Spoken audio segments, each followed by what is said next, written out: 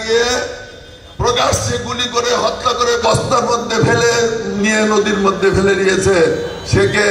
আলমনগর হৃদয়। তারও স্বীকৃতির জন্য আমরা চেষ্টা করে যাচ্ছি। আমরা কাজেই 4 জন লোক প্রাণ দিয়েছে গোপালপুরে, আরো অনেকেই আহত হয়ে পড়ে আছে। বন্ধুরা আমার, হাসপাতাল আছে, অনেকের চেক নাই গোপালপুরে। আমার গ্রামের এই 2 জন আছে। প্রিয় বন্ধুরা আমার, তাদের আত্মত্যাগকে আমরা বৃথা যেতে দেব? তাহলে কি করতে হবে? দলের মধ্যে শৃঙ্খলা ফিরিয়ে আনতে পারে হবে। যে জাতির শৃঙ্খলা নাই সে জাতি উন্নতি করতে পারে না। যে দলের মধ্যে শৃঙ্খলা নাই সে দলের উন্নতি করতে পারে না। যে